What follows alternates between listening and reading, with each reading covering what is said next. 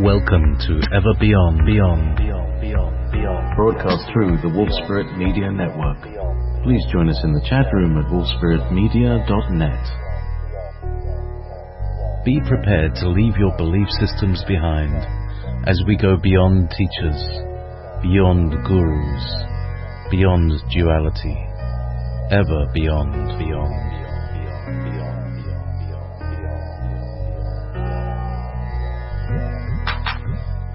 Tune in with TalkStream Live, search for Ever Beyond. Also, you can call to listen on 712-432-9588. Selected archives are also available on my YouTube channel, Studio 9 Jam. You're listening to Wolf Spirit Radio. Yes, you're listening to Wolf Spirit Radio, Studio 9 Jam indeed. Yes, YouTube. Hello, YouTube. I know you're all going to be watching this and listening to this. It is my greatest honor to welcome dear Andromedan friend and mentor Alex Collier. Good evening, or good morning. Is it? What is it for you? It's in the afternoon, isn't it? It's like, how is it up in Colorado today? It was a beautiful day, sunshine, and we get a lot of sunshine here, and it's just after 4. And it's good. It's good. Life is good, and I'm honored to be on Ever Beyond. beyond. Yeah, I mean, it gets in your head because you start hearing it. Whenever anybody says beyond, you hear that little echo thing. That's memes for you. That's memes. Right. So what are we going to talk about today? I don't know. We could talk about, chickens. We could talk about space chickens. We could talk about space programs. We can talk about anything and everything. But I know we haven't got time for all that. We could talk about 22 races. We could talk about DNA. We can talk about what else? The Lyran Wars. We can talk about the destruction of Maldek. We could talk about how this solar system is being released. You've got such great news. Do you have any questions that people have been sending that you may have, backed up or archived that we have never gotten to? Archived questions that we've never gotten to. Okay. Well, you could, I've got them in the archive of my brain probably. Questions that have never quite been answered. We've done various interviews and extracts. Everything you say is like a golden nugget. You're eminently sound-biteable. People have done it. You've heard a couple of these videos that people have made of you just reading out something and then they add some music to it. I think that's fantastic. I mean, it must be really, it's like, probably like seeing your face in a poster on a street wall or something. Well, you mean wanted in the post office? Something like wanted, dead or alive. There's different ways of feeling wanted. Well, Yeah, exactly. That's always nice to be wanted. Well, it's an interesting time. It's very interesting to see the separation of normalcy, whatever that really was, what we thought maybe was normalcy, and absolute lunacy. And it is like there is a polarization of consciousness, and it's very interesting to watch. And it's very easy to see it playing out here in the U.S. Well, obviously because I'm here. And, I pay attention to what happens here as much as I can. And, of course, the media is, oh, my God, it appears they've lost their minds completely. But it's interesting, and when you connect it to the spiritual energies that are occurring off-world, in the galaxy, and in the universe as a whole, it begins to make sense as to what's happening. And,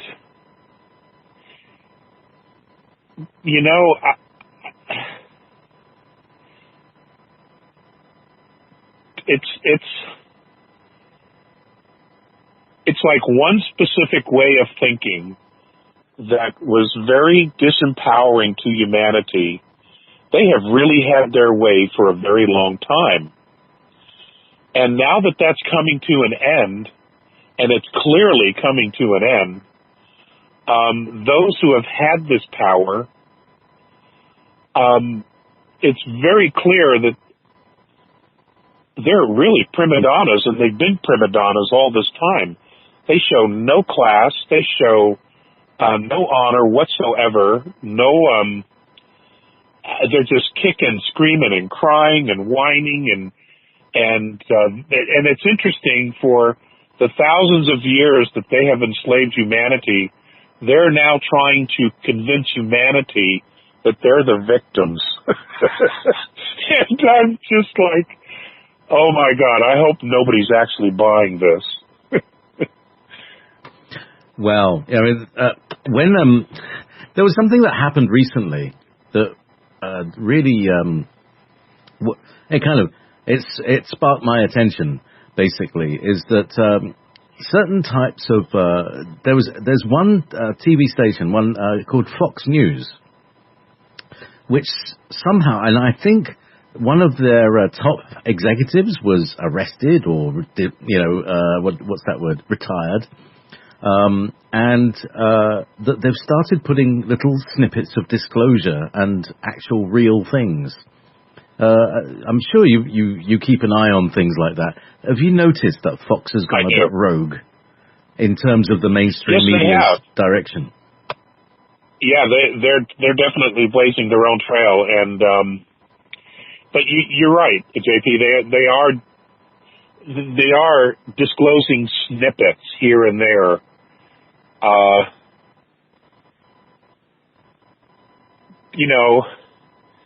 But it's very difficult to know. There's no fair. Well, they say fair and balanced on Fox, but I don't know that that's actually true. I know for many of the other networks, there's no such thing as fair and or balanced. It's the narrative, there's the agenda, and that's it. They're not interested in ratings. They're only interested in getting across their specific message.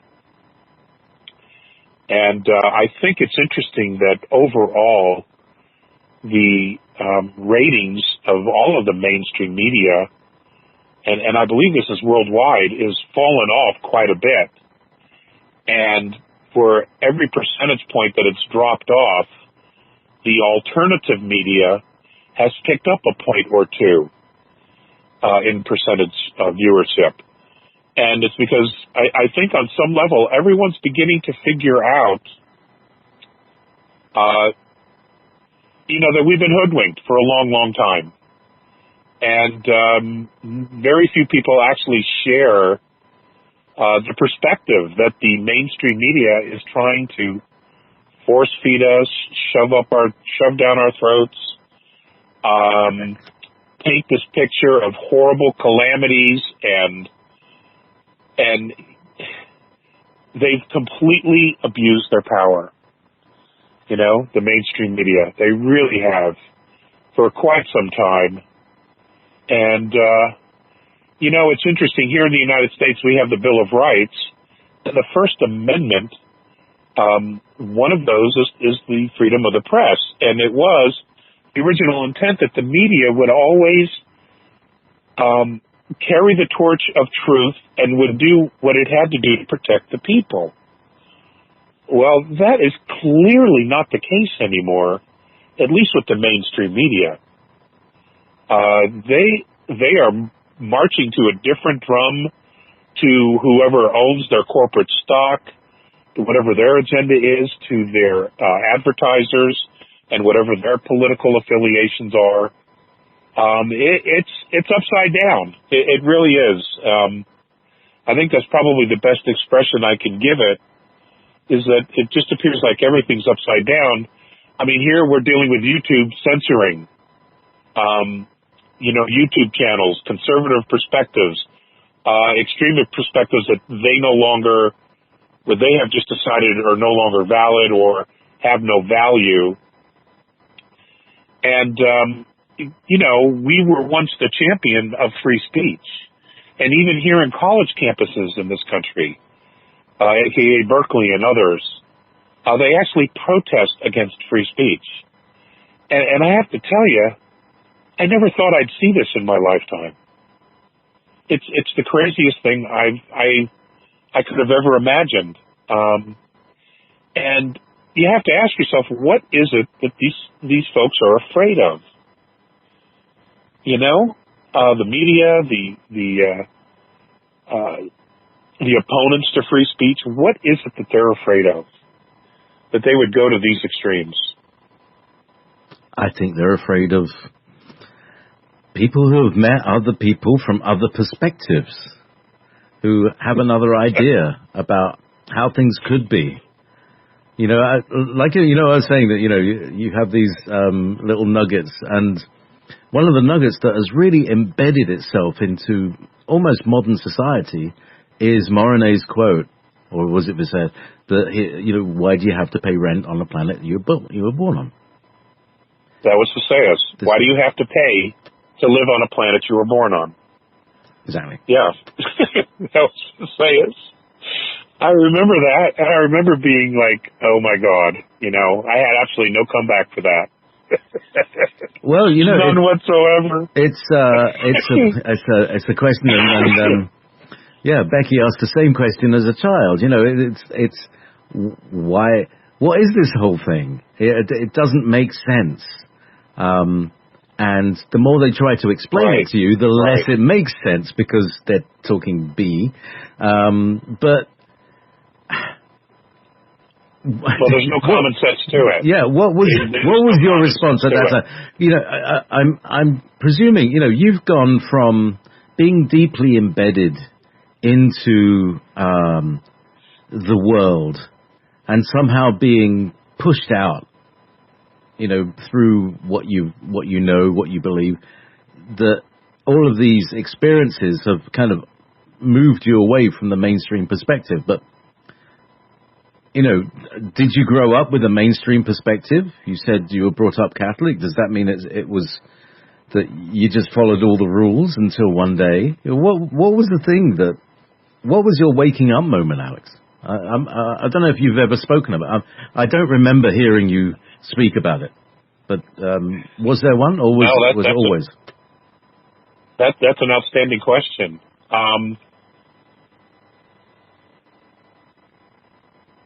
I think it was one of the I had one contact when I was 16. I had ones previous to that, but I was 16 and we were living in Pound Ridge, New York at the time. And I can remember being brought back and put to bed. And as this was occurring, my dad, who was a very late snacker, he used to get up in the middle of the night and go downstairs and have a snack, and then sit at the table, and then he would go back up, go to bed. And yeah, it would be the middle of the night, but he always had a lot of things on his mind. But that was just his way. And even if it was just a glass of water or a glass of juice or something. And one particular night, this particular night when this contact had occurred, and I was being put back in my room, my dad said he saw a light underneath my door. And I think I've spoken about this, but maybe not given all the details. So he opened the door because he thought maybe I was up reading with a flashlight or something. And he said he saw me floating in the air just above my bed and being put to bed. And this light bulb floating around the room.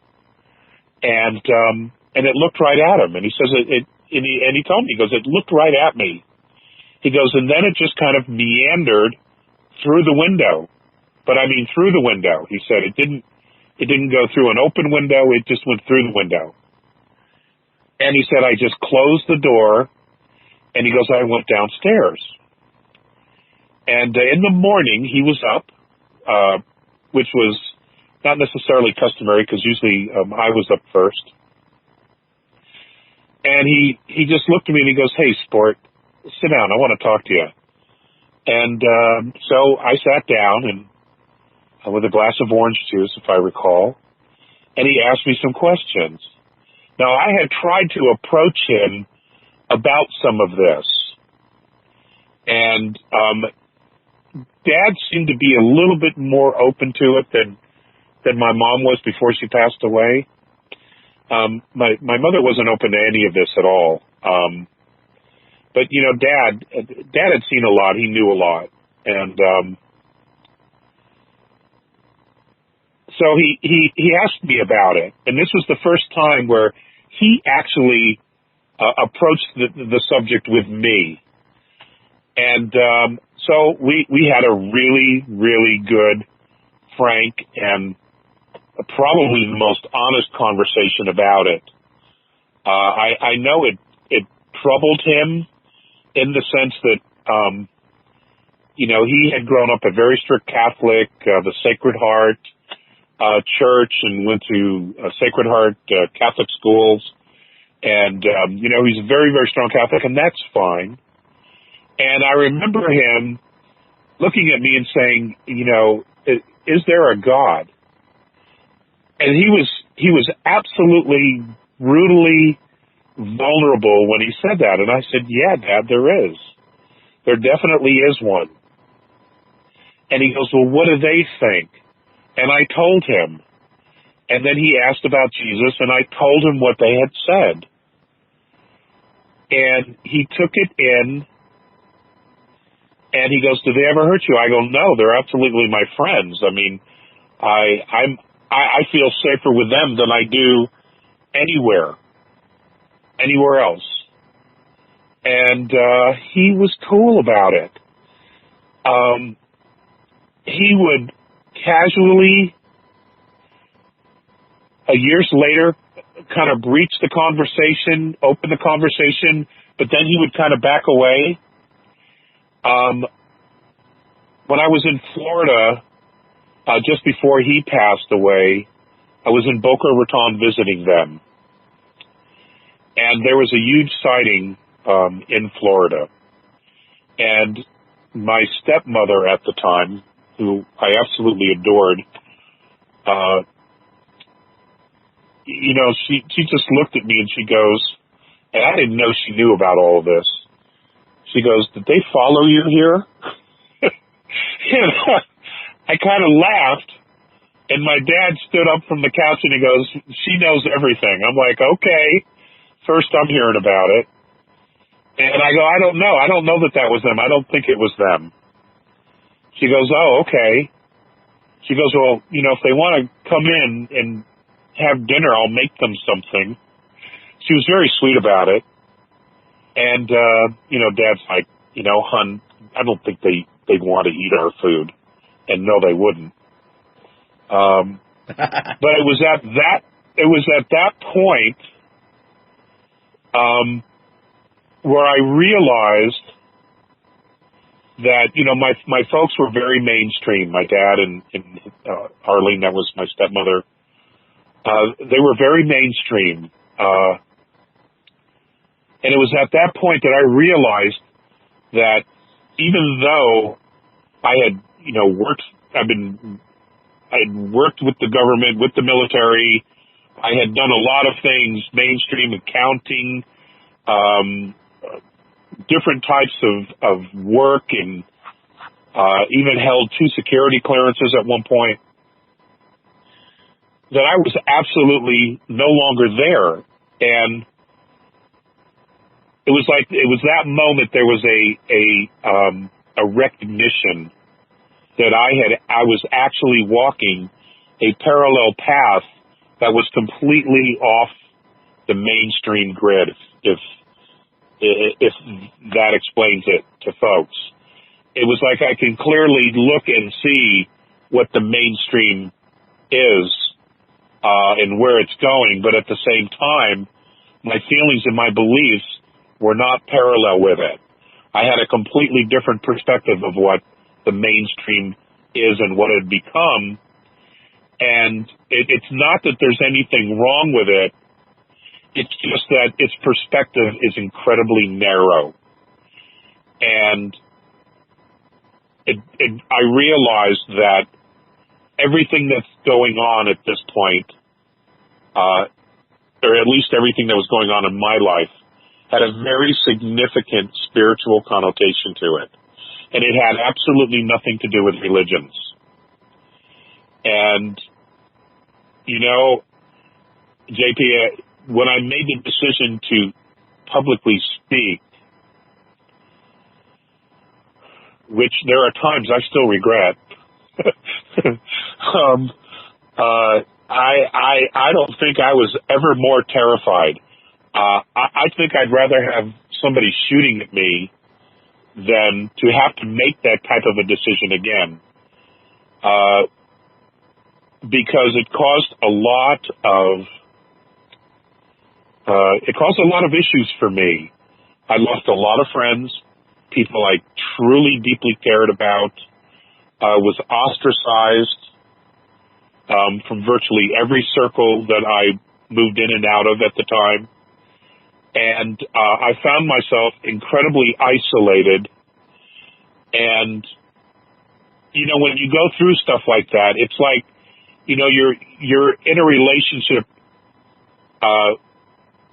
with someone and all of your friends are their friends, and all of a sudden you make a different decision, and that whole part of your life that you spent years building and working on and investing in is now gone.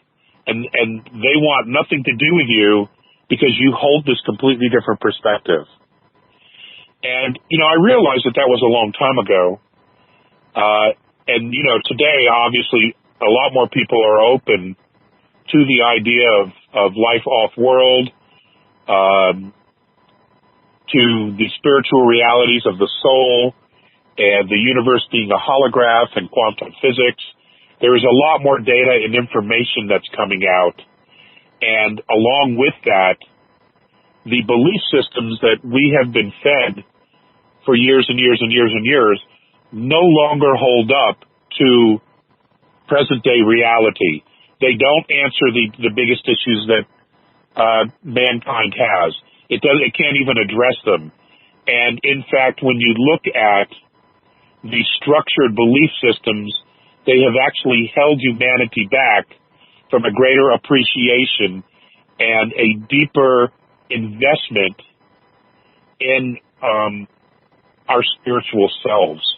And it looks like it was designed to keep us from going there, from discovering genuine self-introspection. Because, you know, that's the only place you're really going to find happiness is on the inside. And, you know, we all have to come to terms with loving ourselves and, you know, and defining what that really means to ourselves, you know, and that's an individual decision that each of us have to make, you know, is you know, what is love and, you know, how can I truly love myself and accept myself for who I am and to know that I'm okay being who I am, that there's nothing wrong with it. I don't need to be a cookie cutter like everybody else, or the same like everybody else, or, you know, be part of a group in order to be accepted. Because, you know, in the end, when you look at the people throughout history that have changed perspectives or have given humanity a different perspective or a way to go, they weren't followers. They were people who left the pack and decided to do it differently. in a very different way, and who at some point shared their perspective. And that's both men and women, who have done this. So it's been interesting. It's really been interesting. And the older I get, the more I wish my dad was around. Because there's a lot of things I didn't share with him because I didn't know that he was ready for it. And I didn't want that relationship. I didn't want to ever do anything that would sever that relationship. I let my dad's curiosity basically pretty much dictate where the relationship stood. I never sat down and said, okay, here's everything I know. I never did that with him because I honestly didn't think he was ready. He would stick his toe out every once in a while and ask a question here and there, but he would immediately go back to what he thought, what he believed, and how his life was structured, whether you call that mainstream or not. He was very comfortable there, and that was safe for him. Even though at the end it didn't make sense to him and it no longer worked. But, it is what it is. And, we all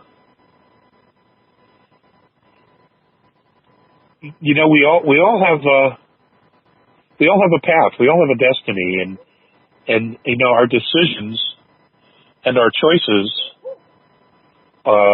they lead us down that path. And, I've told this story once or twice before with my Uncle Dick, who lived up in Alaska. He was dying of tuberculosis, and he would have these blackouts just before he died the last couple of weeks. And my Aunt Jean told my sister this story, that my Uncle Dick had a blackout, and he was out for about 15 minutes before the paramedics got there. And when they got there and he came to, he had told her that he had gone somewhere to a park where his older sister, my Aunt Connie, who had passed away, and my mother, who had passed away when I was 8, she was hiding behind a tree, that they met him in the park. And they had a very long conversation about the kids and about life, apparently. And my mother told him to tell us that she was very proud of us and the people that we had become, and that she hears when we talk about her or we pray, to her for help or guidance, but it was too hard for her to come back, to visit us in the spirit realm. And my Aunt Jean told my sister that my Uncle Dick, when he came back, he was a completely changed person. That this experience, he was no longer an atheist. He no longer just thought it was all ridiculous horseshit. There was a part of him that had a direct connection and connected to the spiritual significance of the event that he just occurred with my mom and my Aunt Connie. And it was obvious that he knew that it was a real experience, that it was a genuine experience. It wasn't just a dream. And that had a very significant impact on him. And I can honestly tell you that my experiences with Morné Faceas have exactly done the same thing to me. And there are others who may be listening to this as well, who may not actually voice those same sentiments verbally out loud, but have had significant experiences, whether in the dream state or near-death experiences, and they know that it was real. It wasn't a dream or something else, and there's no way anyone could tell them any differently. They know what they know. And, those are profound experiences. And I think more and more people are having those. I know that there are many, many books written about near-death experiences, specifically with children and soldiers. There's even some with medical doctors, where they're just not the same after the experience. And those are profound, because when you have an experience like that, the frequency of your DNA shifts. It changes. It is not the same. The frequency of your soul is not the same, because you have gone to another realm, an experience, I could say dimension, well, dimension is probably a good word. You've had an experience, and you've brought that experience and that frequency back with you. It changes your environment. It changes the people around you, whether they realize it or not, because you're different. Your frequency is higher. It is more profound. It has more direct connection to a source that is of all things, that you can't take it away, and no one can take it away. You are forever shifted in those moments. And with that knowledge, you see life here very differently. You can't help it. And because of that, you can't just put your head back into the mainstream like an ostrich would put its head in the sand. You can't do that anymore. It's just not possible. So you're literally forced to cut another trail, in the woods, and walk a different path. And lo and behold, when you do that, especially when you're first starting out and it seems very lonely, what happens is that you start to connect with people of like mind who have had those experiences or similar thereof. And, you build new family, new associates, new friends. And you create a soul group where your frequencies are very, very similar. And it's like when you're with the soul group, there's no time. Time just flies. You don't pay attention to it until it's time to go. And it's a very interesting, excuse me, alternative reality, because you seem like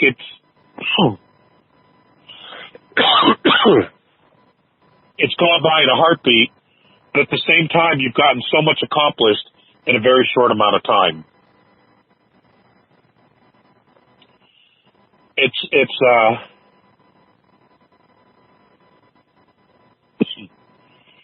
like being in a time warp. Do you want to take a moment to clear your throat there, Alex? I know you were doing. Sorry, I'm just. Yeah, I know, because yesterday you were doing the webinar. Was it yesterday? No, day before yesterday, and you were saying, "I'm sorry, I have a cold." And so take a moment to get clear, and that's fine. So it's. So anyway, I'm sort of just rambling, I guess. Well, we were talking about the wake up point. This is why usually on my shows, I talk to people and so when did you realize that what the heck's going on here, in a nicer way of putting it, or indeed. Well, I guess I sort of strayed from that, but I think it was the conversation with my dad where I realized that I was on a completely different path, and he knew it, and he knew it as well. That I wasn't going to follow in his footsteps, and that I was, I moved out relatively young, was on my own, relatively young. And, it was just, you're just called to do something different. And I became very much aware of that at 16. Very much aware of it at 16. And, that conversation with him at the breakfast table that morning, it was it. And, Dad was always the go-to guy for stuff. But I became the go-to guy for a different type of information to him. And, that was a very interesting, unique experience for me. It must have been, because usually children are the ones who get the information. But the question that comes to me is that most of the time when we talk about abduction scenarios, it's ancestral. They follow a bloodline and things like that. And you were saying that, certain members of your family group knew stuff. Do you know, have you experienced, have they told you how much of your actual DNA lineage has the Andromedan connection? Because that's usually what happens, and it's often parents and children and children and children who get the abduction or taking treatment, isn't it? Yeah. I know a fair piece. I don't think for a minute I know everything about it. On my dad's side of the family, several of his sisters were very spiritually inclined, not religious, but spiritually inclined. And, they were always considered different. Different. On my mom's side of the family, there is a much more richer lineage that goes back to ancient Scotland and Ireland and England and Germany as well. But I don't know an awful lot about that anymore, because no one can find the genealogy that my grandmother did, or if they have it, they haven't shared it with the rest of the family, other than what our grandmother told us when we were growing up, my mom's mom, about that. But apparently it goes very, very far back, and it's very deep, and there were definitely some characters of note, let's just say, in the family lineage, who were movers and shakers and, walked a different path. So,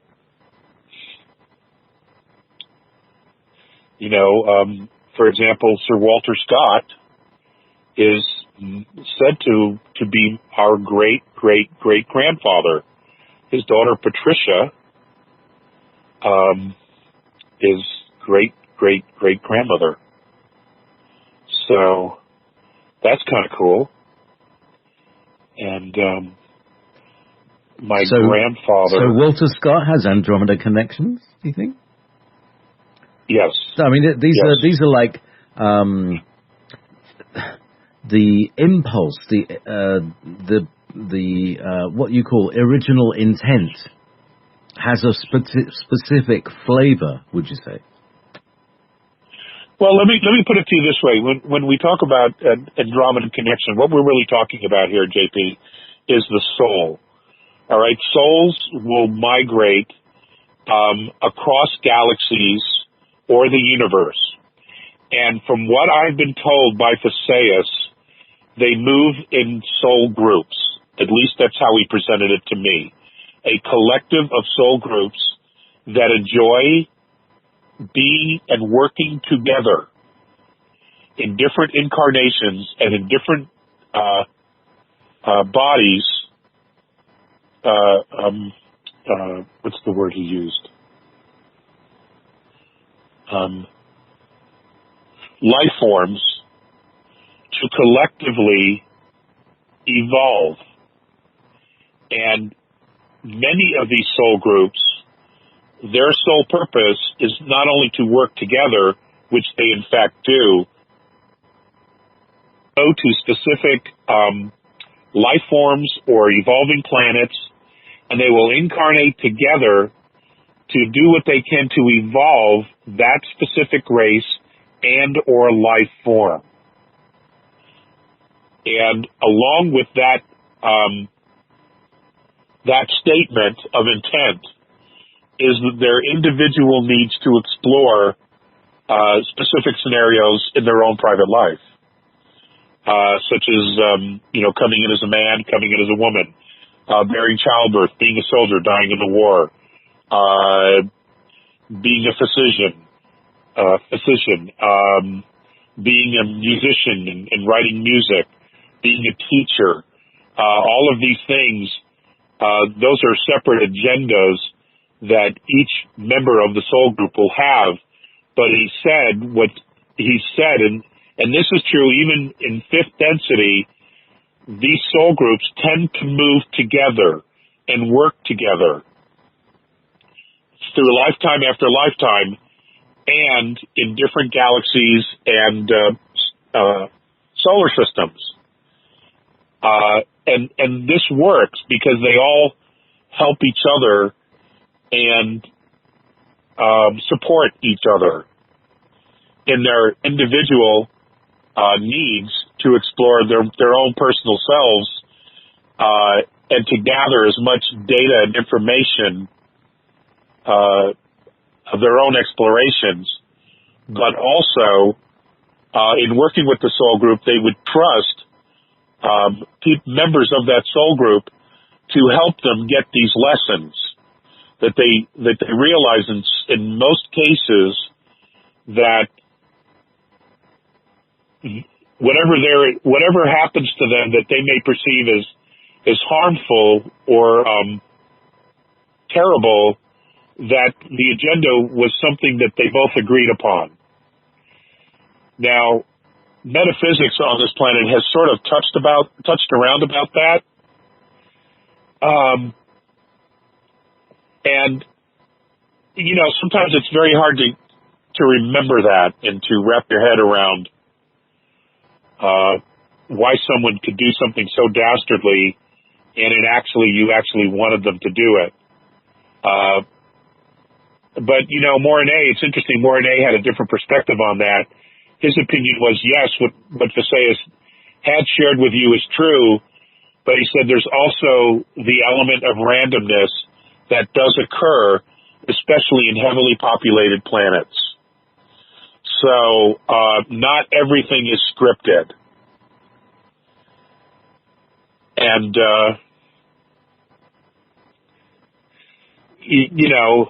when you look at things that are happening today on the planet, a lot of this doesn't look scripted.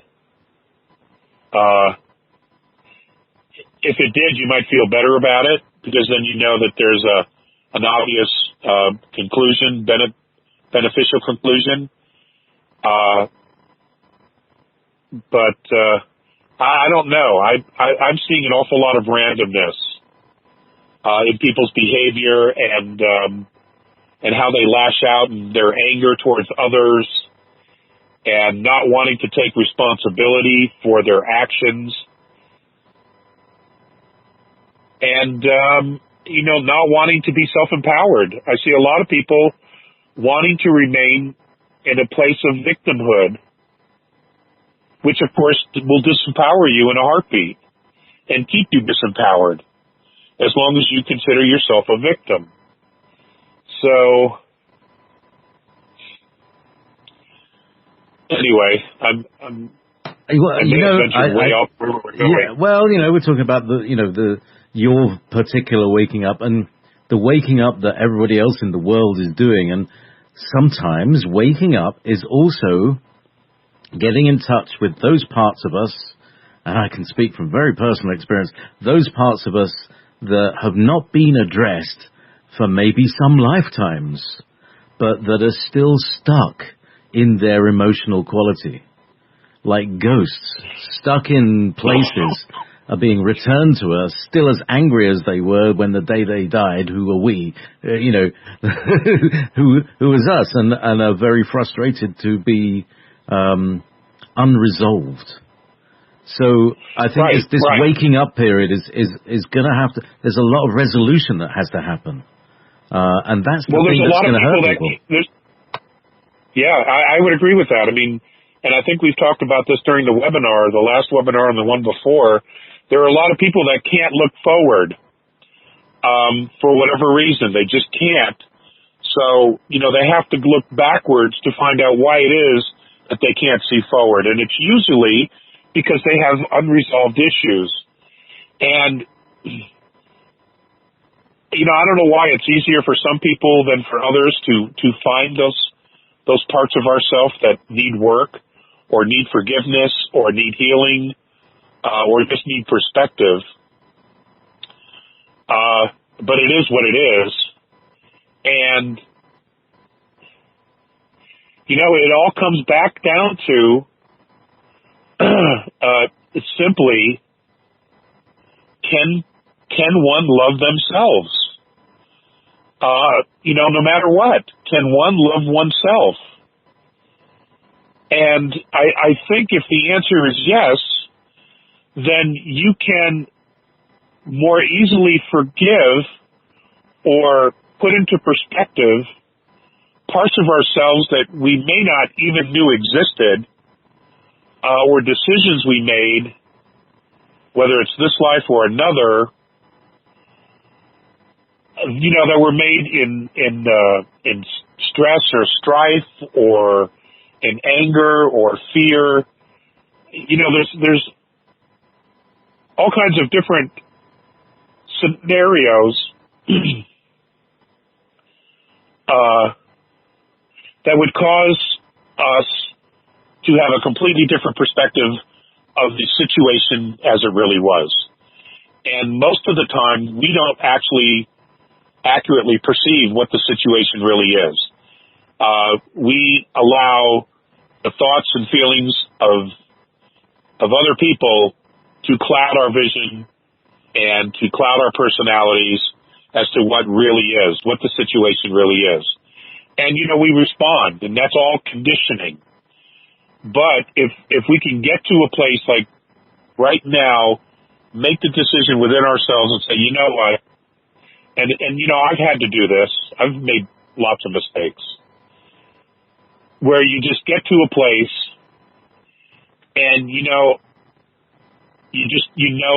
you're doing the best you can and you love yourself. No matter what happens, you just simply love yourself. And it's in those times, it's being in that place where I'm able to let go of all that other stuff. And JP, when I let go of that older stuff, that stuff in the past or in past lives, it changes my present almost immediately. I see a shift in relationships. I see a shift in my life. I see a shift in my happiness. I see shifts in my joy. I see shifts in appreciation and in gratitude. It's almost immediately because now I'm not dragging an anchor of something I don't understand or even remember with me, because I realize that it's really not important that I know every single thing. What's important is that I know that I love myself and I forgive myself for whatever mistakes I've made. And there is a maturity, a spiritual maturity that comes with that decision. It's like the moment becomes so much deeper and richer, more colorful. You see and understand more on an emotional and spiritual level that simply cannot be put into words. It just cannot be put into words. When you get to that place where you just, no matter what, you love yourself. Because if we don't believe in ourselves, who's going to believe in us? You know? If you're not going to honor you, who's going to honor you? Because what's on the inside projects on the outside. If you truly honor yourself, the relationships you build, you will expand that. People will see that. They will feel it. They will witness it on some level. And they will in turn treat you with that respect and honor as well. If you love yourself, what happens is you draw to you very sincere and deep feeling and spiritually mature people to you. Because you're at a very different frequency than most of humanity. And I think most of humanity wants to get there. They just don't know what it is. They don't know how to say it. Maybe they just don't believe it's possible. There's a lot of different scenarios. But nonetheless, I think that ultimately that's the goal where we all want to go to. Because, Phaseus once said, all the broken pieces always come home. Meaning they always go back to the isness. And that's profound. That's profound. It doesn't matter how long. It doesn't matter how broken. Everything always returns to source. And, there's something profoundly comforting in that. At least I think so. It's, it's a bit like people in Scotland, or like the salmon. People in Scotland, they go all over the planet, maybe even all over the solar system, but they always come home. And, the homing instinct of the soul, you could put it that way. I'd like to, Go ahead. It's got a profound GPS, the soul. It's got a GPS system that is clearly multidimensional and clearly knows where home is. It's just, are you ready to go home, or do you want to continue to explore and, play some more, I think. And, I know for myself, I'm enjoying playing, experiencing different things. I don't think I'm ready to go back to 11th density just yet. I'm not. Do you think we might find it a bit boring? Do you know what I mean? I do. I actually do. I think that's a walk in the park that once you've done it, it's almost always the same.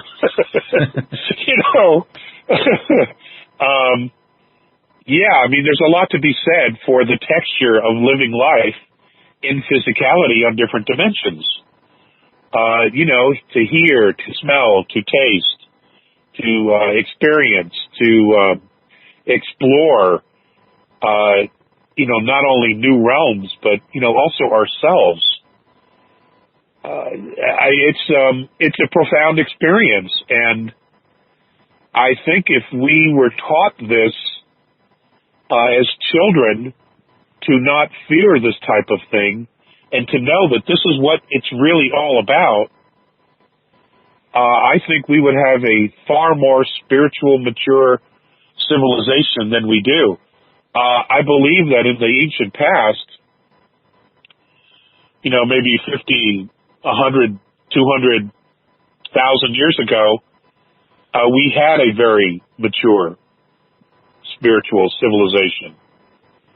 I do. I think that much of this was known, and it was shared, and there was an intention to take humanity to the highest levels. And then something happened, big time, and humanity got jacked and taken in a completely different direction. And now where we're at is a place where we all know that what we have now is not working. And we're all deeply searching for something that's different, something that will work. We're asking those real, genuine, hard questions. And of course, the most important one is, who am I really? This can't be, I'm here to pay taxes and to,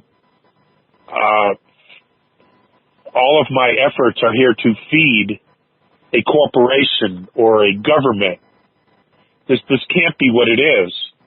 And everybody, and those people asking those questions are absolutely right. This isn't what it was ever meant to be. So it's interesting. And, there's amazing young people being born today that, they know a lot more than they're saying. They really, really do. And because we haven't created a space where it's safe enough for them to actually come forward and talk about things, without being, ridiculed and put on medications and psychotropic drugs. It's a sad situation, but, I do see it turning around. I really do. Because in fact it is turning around. A lot of things are coming to light, especially when the agenda and the intention was to enslave, control, and manipulate. We're all getting pretty hip to that, and that's a good thing. That's the first thing. That type of exposure is a very, very good thing for everyone to understand and to recognize.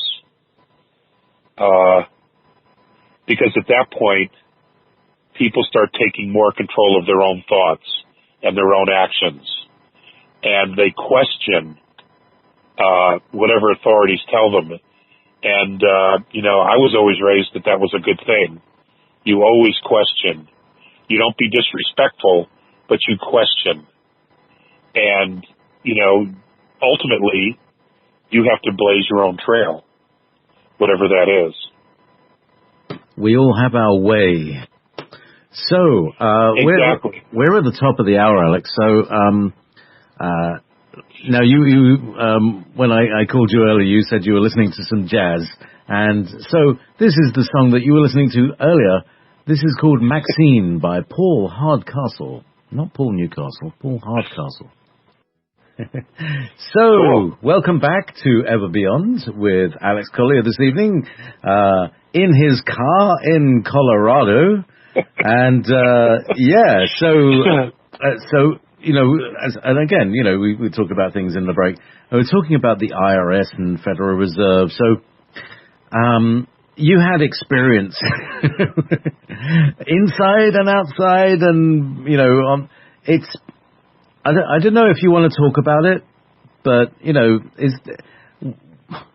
what was the what were the people like? What were they like to you when you had interactions with them? And was it right that you were part of it at some point? Are we referring to the IRS? Yeah. Or there was something about tax that happened. Well, most of the people that I worked with at that time, they're really good people. What happens is the system, the way it is structured, is they pitch you against humanity. It's us against them. And they codify all of their actions and all of their reasons for doing things in such a way that you're supposed to punish taxpayers, no matter what. And as long as they pay, and here we come back to, why do you have to pay to live on a planet you were born on? As long as you pay, you're okay. But if something happens, and it doesn't matter what it is, and you fall behind, and you're now a debtor, you're somehow, therefore, much less a person or have much less respect or value than someone who isn't in trouble. And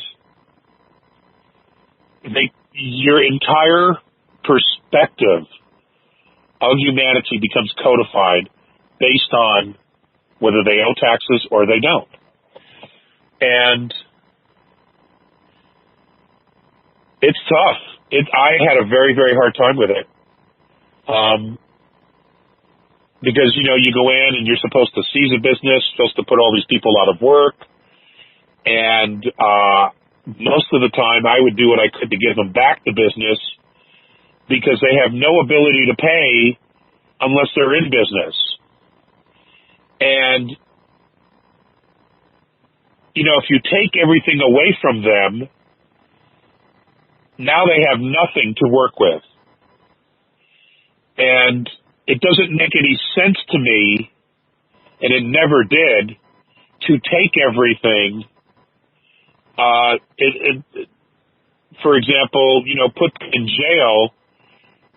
How can they make amends? If they're there, they can't do anything. There's no resolution to the events that happened. They can't make it right because now that they're in jail and they come out, now they're, in many cases, homeless. They have nothing. Now they're living on a street. And somehow that's going to help. The system is it's ludicrous. And it never should have allowed to get to this point. And I'm not even going to go into the legality of it. But you sort of see this, you see this all over the world, especially when you talk about the central bank, financing cabal system. Countries get so far into debt that, the central bank systems, the international bankers who own corporations then go into these countries, and in order to get the money back, that they've literally stolen from these countries, they start taking the natural resources of these countries. And what happens is now the country's completely destitute. And then what do? They create wars.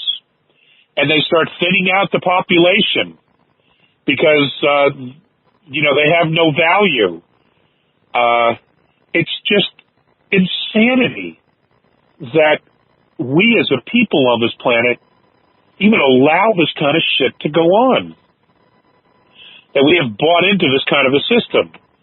But I think, the people that I worked with at the time, when we all started out, we all had the best of intentions. But it's a mindset, and they take you down this path that if you want to be here, this is what you have to do. This is who you have to become. You have to check your humanity at the door. And there are some people who can do that, and then there are some people who can't do that. And, it's a very, very interesting thing to see. And to experience. It really is. And you find out your mettle. You do. You find out your mettle, in those kind of situations. You find out where you clearly stand, which side you're on, because you are, in fact, picking a side. You really are. You can justify it any way you want, but you are choosing a side. You're choosing a corporate identity over civilization, humanity. So, and the reason we're talking about this, folks, is during the break, when you guys were listening to jazz, we were talking about Sean David Morton.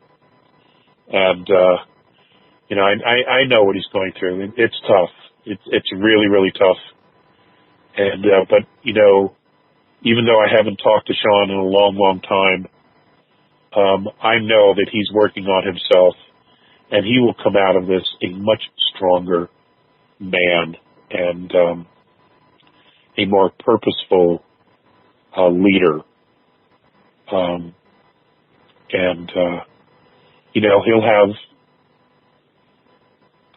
He'll have some clear intentions about what he's going to do. And because, Sean, bottom line, and again, we all make mistakes, and I don't know exactly what his were, but, his core, he's a really solid, good person. The Sean I knew would take the shirt off his back and give it to you.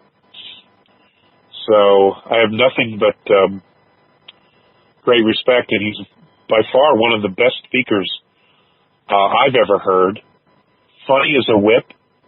He could make the devil laugh. He really could, if there were a devil. And, just a good guy. In fact, he introduced me to my first wife.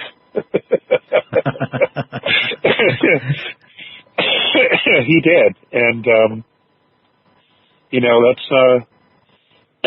that's something. That's a story for a round table one day, maybe.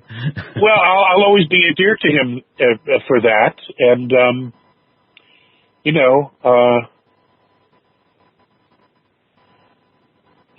I will always be endeared to him for that.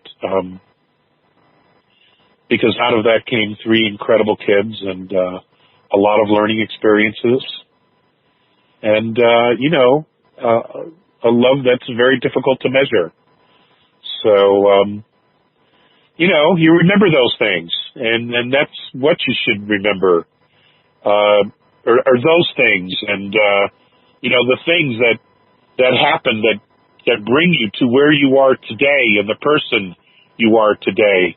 All of the good and all of the hard and sometimes all of the heartbreak, all those things, at some point lead you to where you are and who you are today.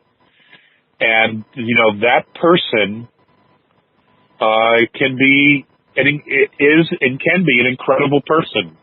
And, someone that could make a huge contribution to people's lives, sometimes on a grand scale, sometimes on a small scale. And, the lives that we affect and that we touch, you just never know, how it helps someone.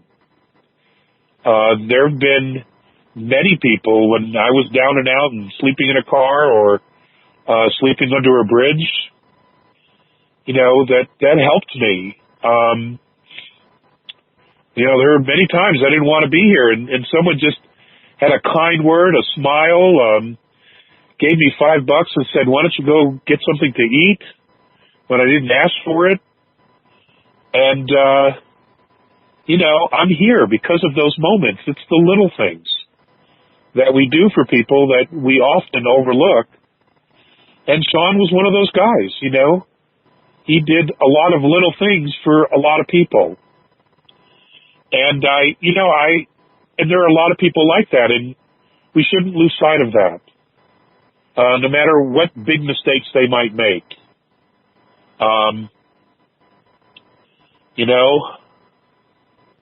Anyway.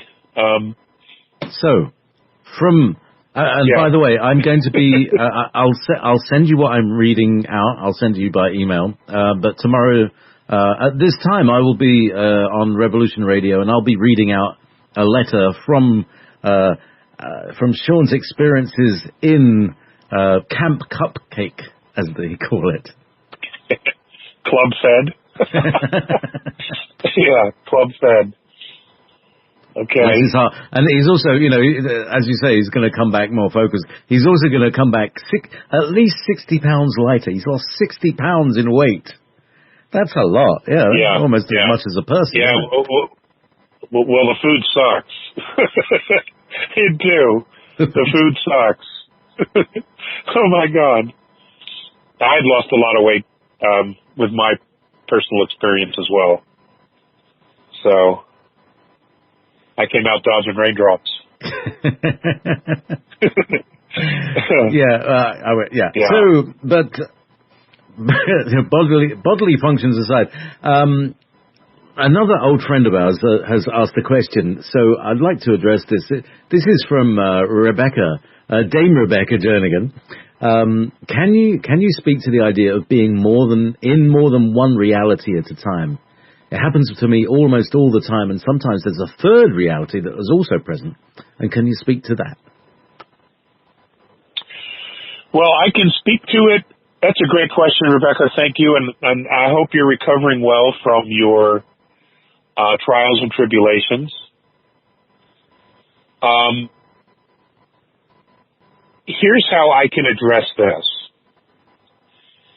And in order to address this, I have to make this intensely personal.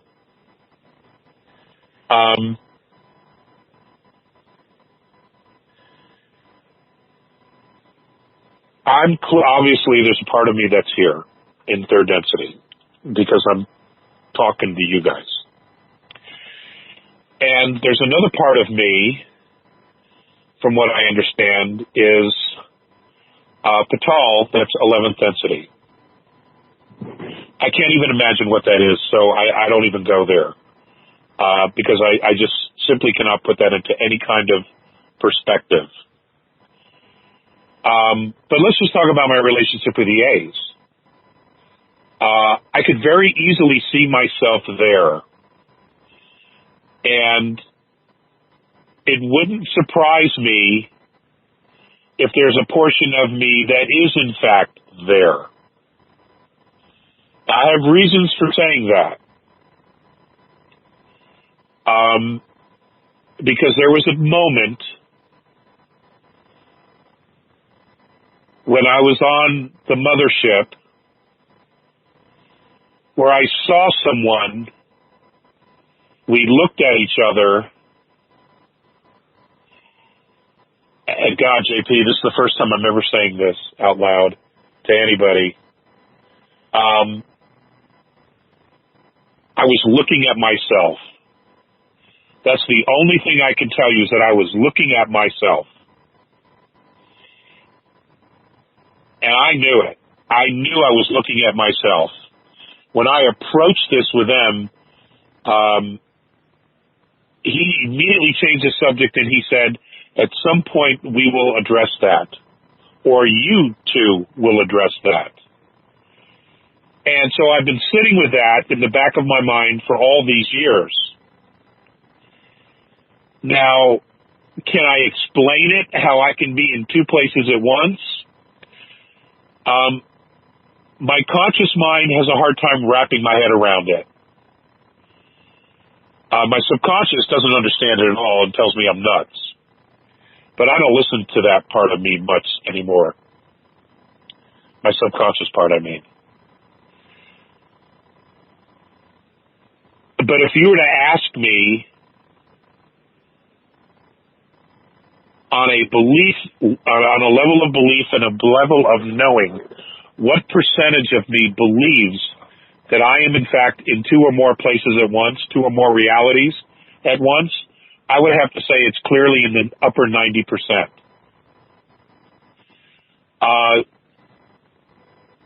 The only percentage of less than 100 that I have is the fact that I never really got time to address that particular being and spend any time with him. But all I can tell you, and I say this unequivocally, I looked at this man, this Andromedan man, and I was looking at myself.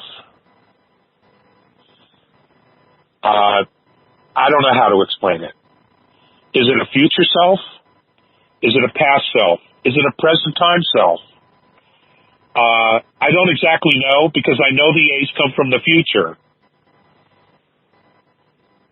But nonetheless, if you look at the idea that time is just a construct that we create in order to make sense of events, then the reality is there is no time. And therefore, I am in fact in 2 places or 3 places at once. And you probably are as well. Every one of you listening to this. And that's an interesting thing to wrap your head around. It really is. It is, because it's like one of these stories where a guy goes back in time to give his previous self a book that he wrote in the future, that he then copies out and makes it a book that he publishes to create the book that he sent back in the future. Like, where did it really come from? That's, you know, but it's, you know, so here's, so the thought is, let me, yeah, keep going. Okay, I just wanted to add this. This man that I saw, he appeared to be a young man, compared to my physiology, present time. I mean, for all I know, he was 1,000 years old. I don't know. He was somewhere between 6'6", 6'7", but he was a young man, very physically fit, very strong, obviously, and you know, it was interesting, and it's still interesting. It's still interesting. I do a lot of dreaming work where I travel. I fly at night. And when I'm allowed to leave Earth's gravity, I'm almost never allowed to leave the solar system because there's a lot going on out there. I'm always brought back gingerly, lovingly, brought back and said, no, you can't go there. It's not safe. You know, I search for an answer to that. Am I living multiple lifetimes in multiple spaces? Because when you're out of your body, your soul can travel anywhere. You just have to know where you're going. And that's the trick. You know, there's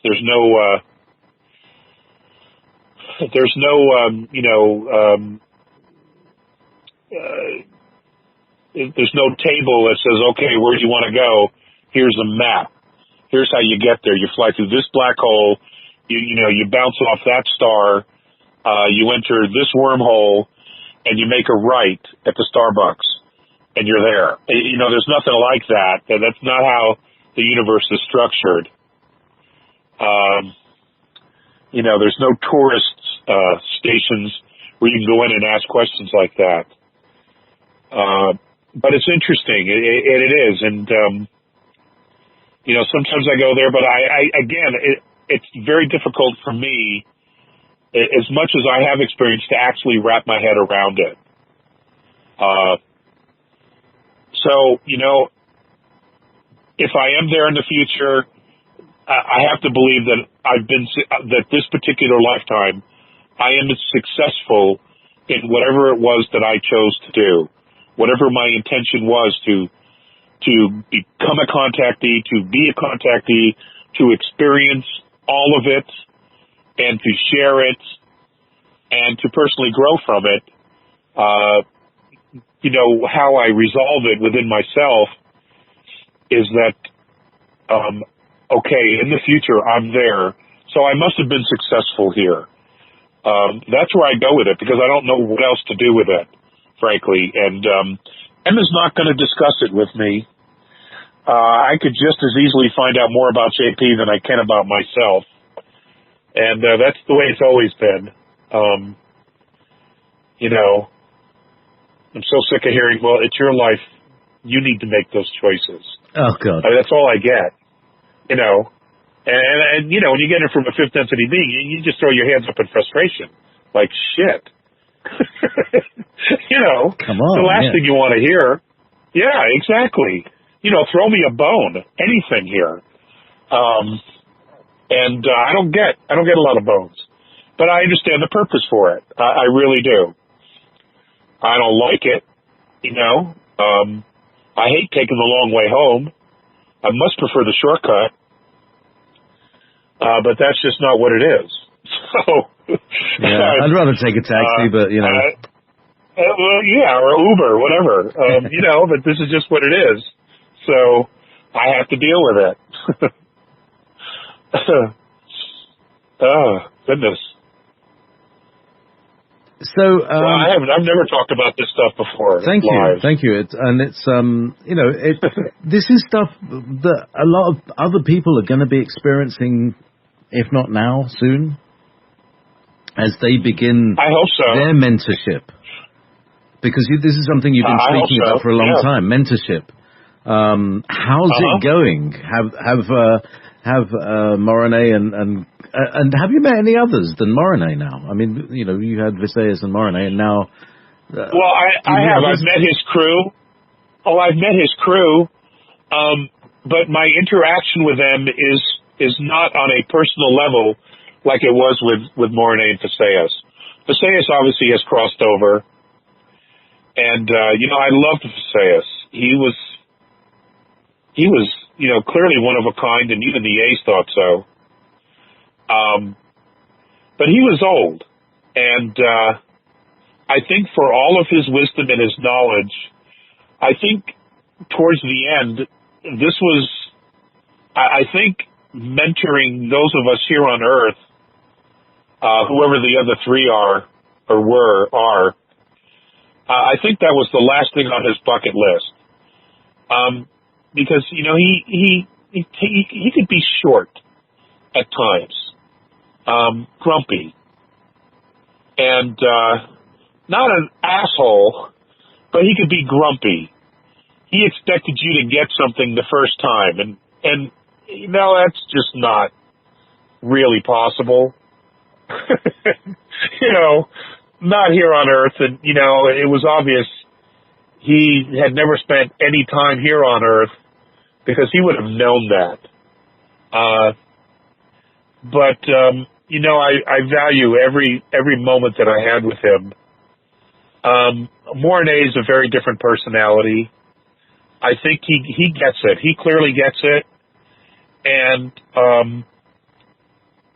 you know, he's a family man. He has a family. Well, he's raising his own family, and the family of his brother, who apparently was killed during a science expedition. He's also raising his brother's children. You know, when he's not here at, you know, helping me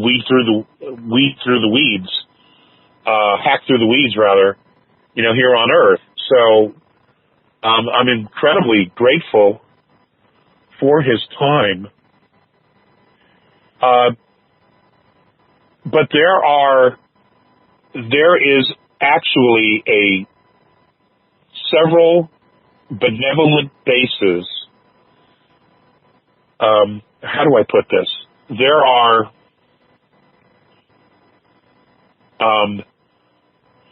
are benevolent ships and beings from several different races now based on the planet.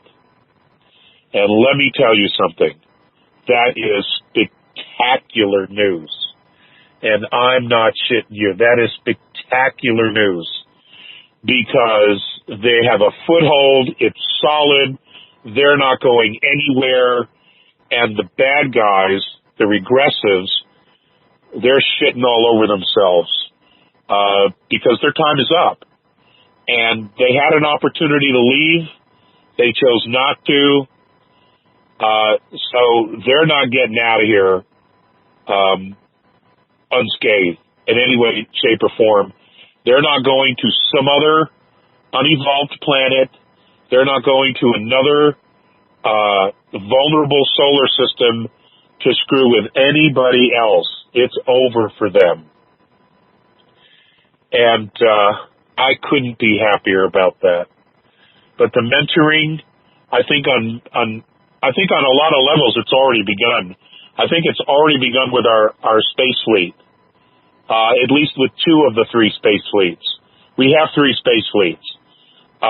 The Cabal space fleet, the Rogue Group, you know, that's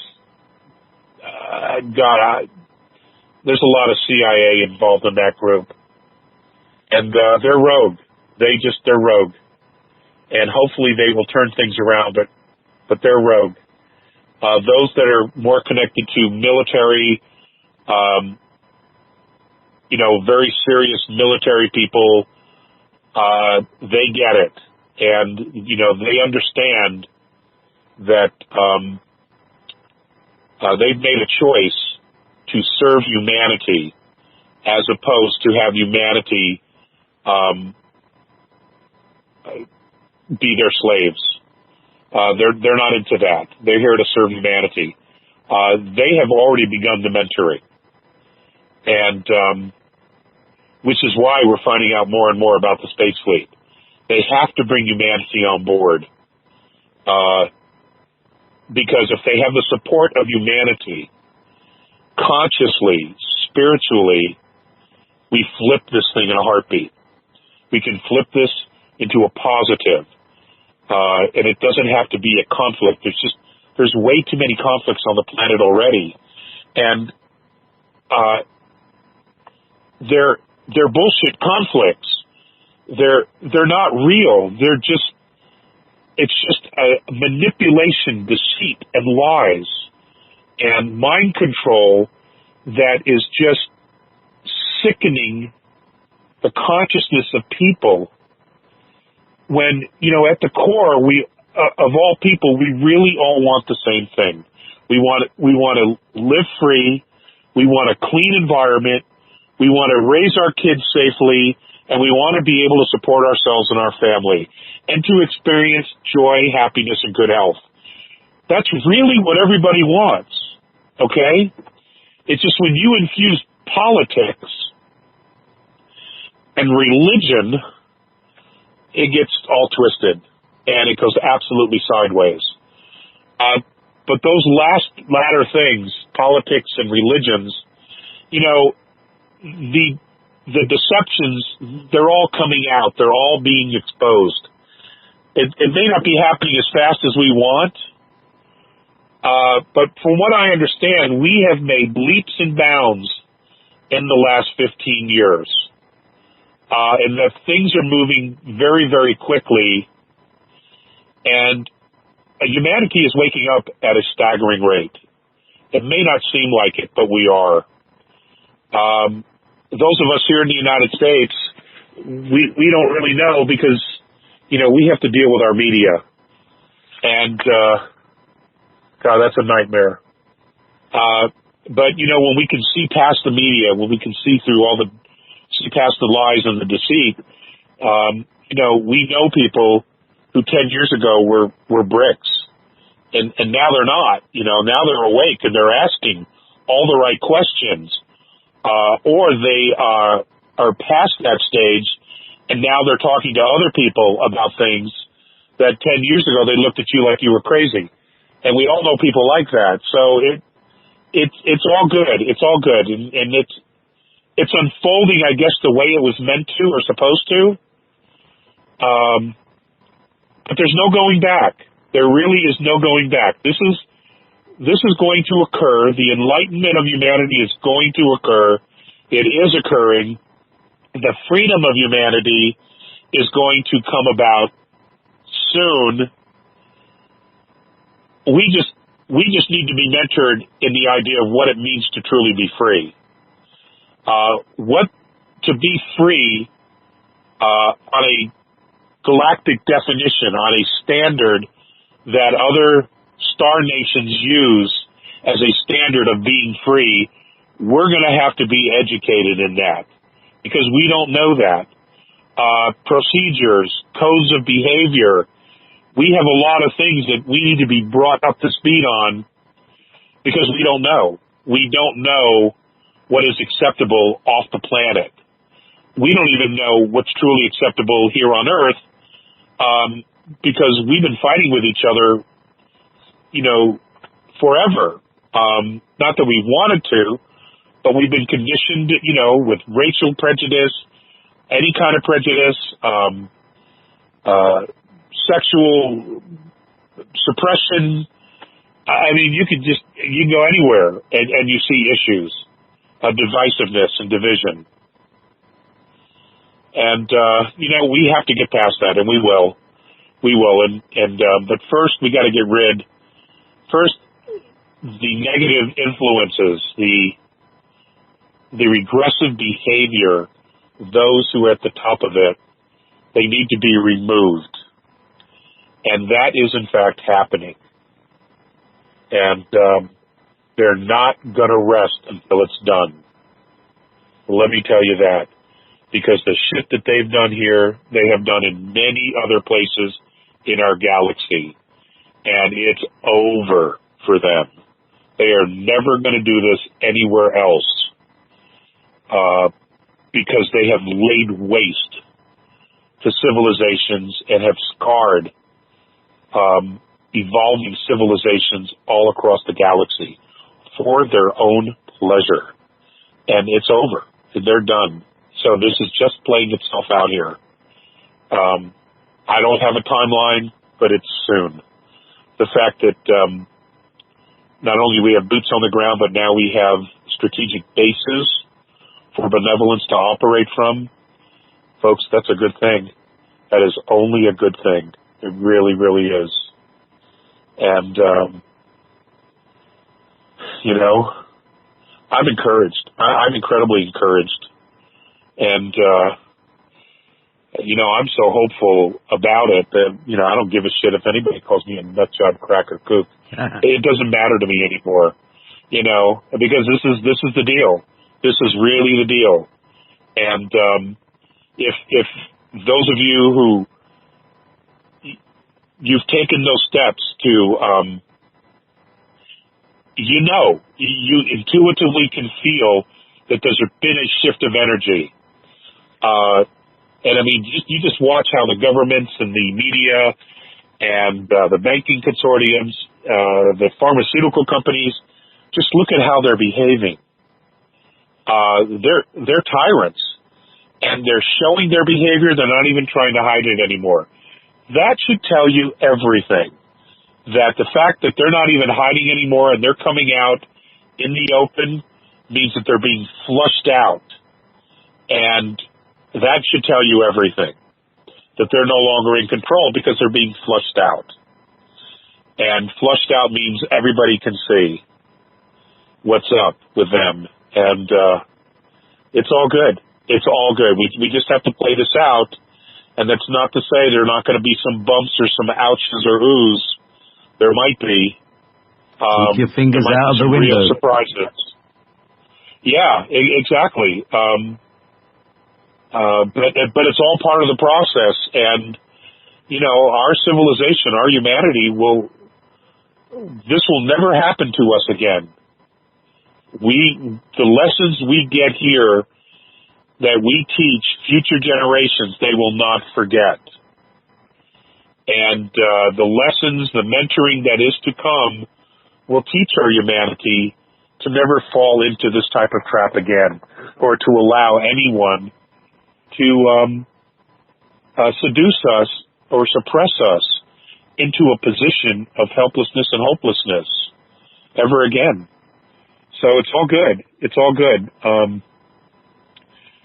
It's been painful to watch and painful to experience. But we're going to be good. We're going to be really, really good. We have a lot to contribute to the galaxy, to other star nations. We do. There are things we know, things that we do, just our music alone. The recording contracts that some of our guys can get in other star systems would be amazing. But, there's some people I wish would, they can go and get their recording contracts on Alpha Centauri. So, we have a lot to teach, and we have value, and they see it, and I think they want to share what that value is with us to, help us appreciate what our value is, because many of them have been where we are still. They've been there, and they got through it with assistance and help. They got through it. And, So there is a reckoning, there is a acknowledgement of our experience that, that they share a perspective with. So it's going to be good. Star Trek is coming. Well, Star Trek's already here, but that type of life where we're interacting with other worlds and other star nations, that's coming. It is. It absolutely is coming. Have no doubt about it. As far as the underground facilities on Earth, both regressive and positive, that's already a reality. They're already interacting with other star nations. But the general population is not, and that's what I mean by it's coming. Okay? So, Alex, we've got a few questions popping up in the chat room. Okay. Cool. And we have a couple who have met in the chat here. Aside from myself and Becky here. But well, I love the Q&A. Please do. Yeah. So, this is from Federico. What can you say about beings from Cygnus B? You say you've seen them. What do they look like?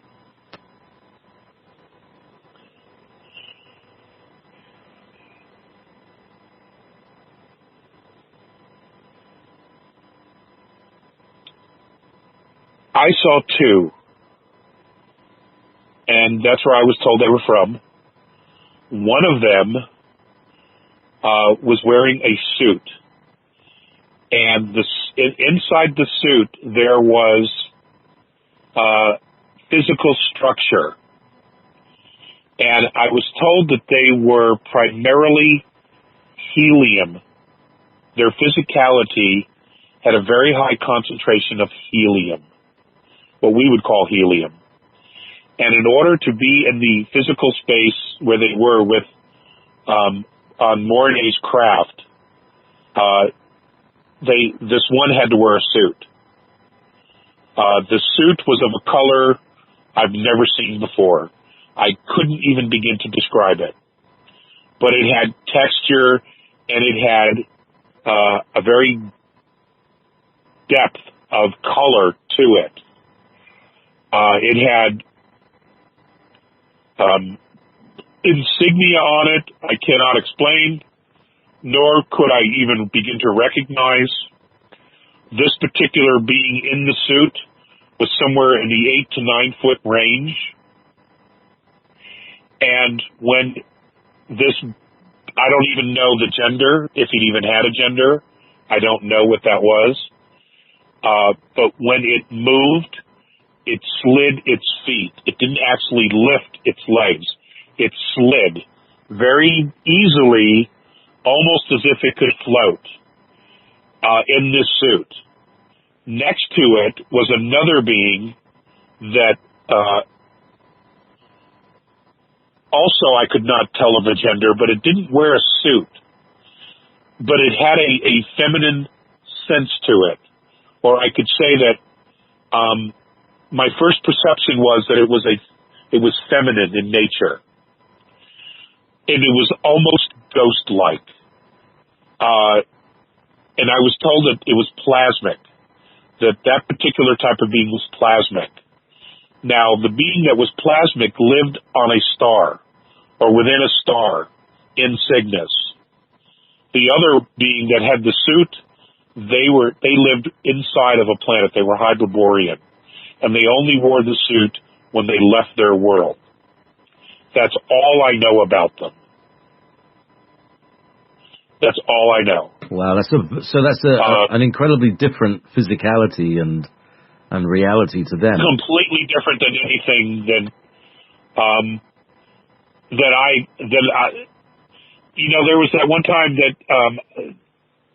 Mornay and Faseus were talking, or I should say Mornay's crew was talking to a sixth density or several sixth density beings.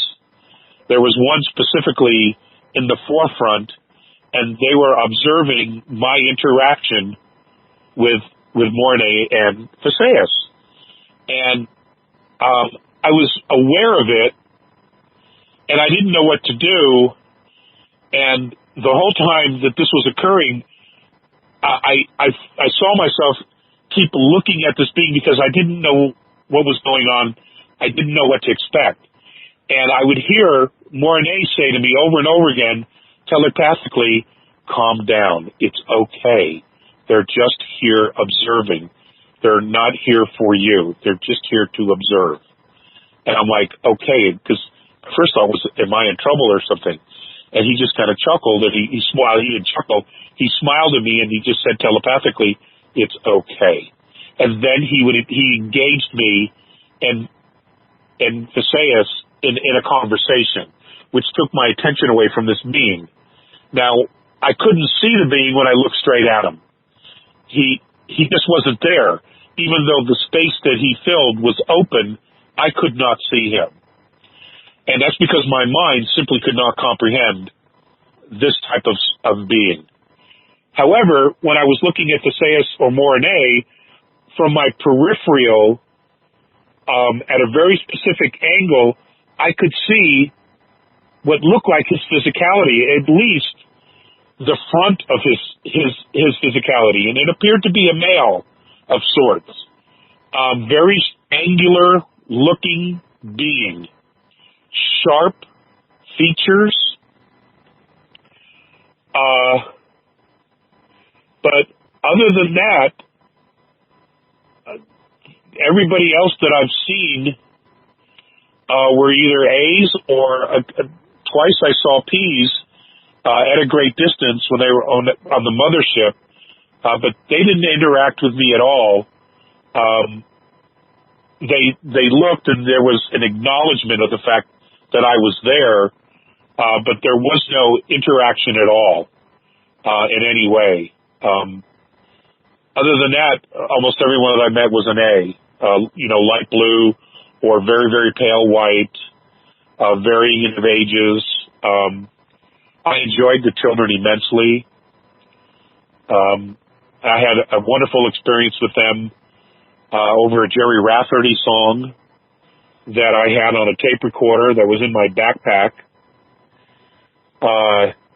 which they had to put on a piece of, it was like a piece of glass, and they played it, and, the children were like, wow, what is that? And it was, to my knowledge, the only piece of music they heard.